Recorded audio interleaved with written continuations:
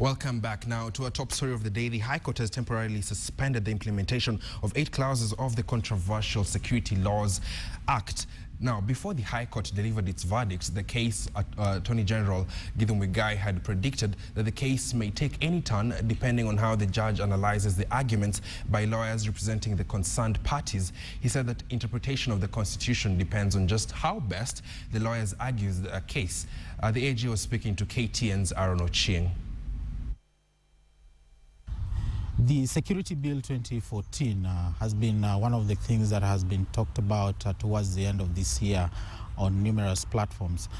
I don't know, what is your own assessment of the case that court has presented in the High Court?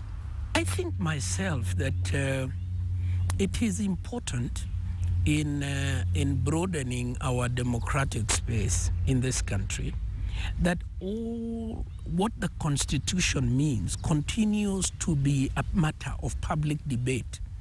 I think that is a healthy thing.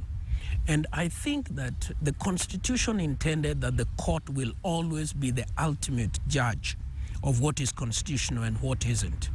So I find that where the executive, in its wisdom, like we have done, has made proposals for the amendment of law to the legislature, and the legislature has enacted, the president has assented. If any question arises as to whether that law measures to the Constitution, it is only proper that the court should have a say about that ultimately.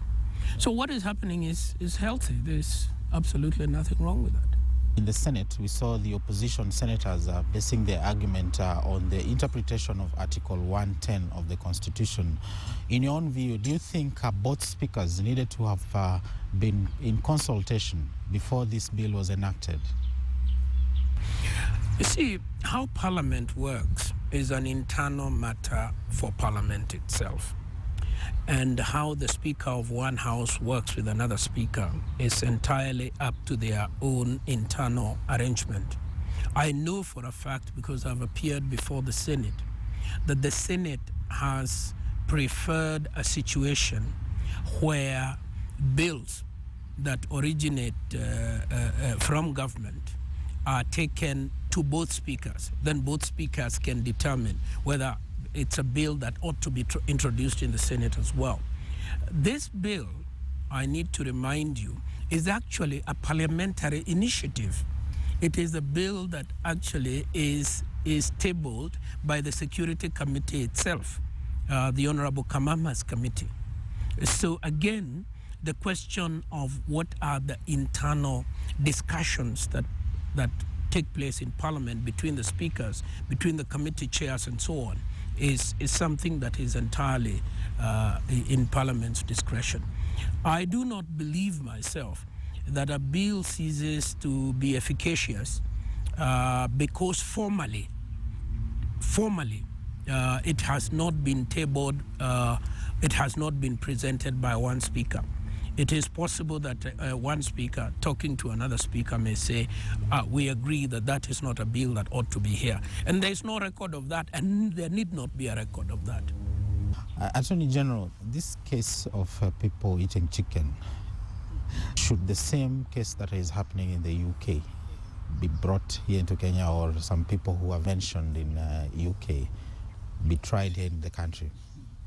I can assure you, for the last 1.5 years, we have had very serious interaction with the Serious Fraud Office on both cases, on the IEBC case and on the Kenya National Examination Council case.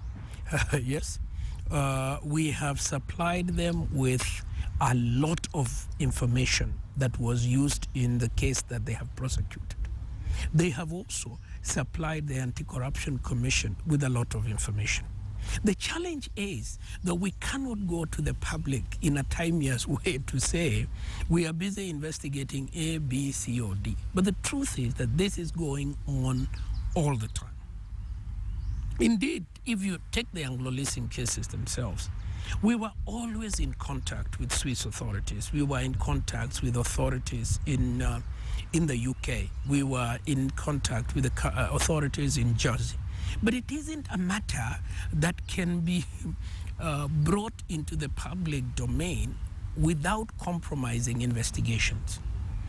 I thank you, Attorney General Githu Muigai, for finding time to talk to KTN.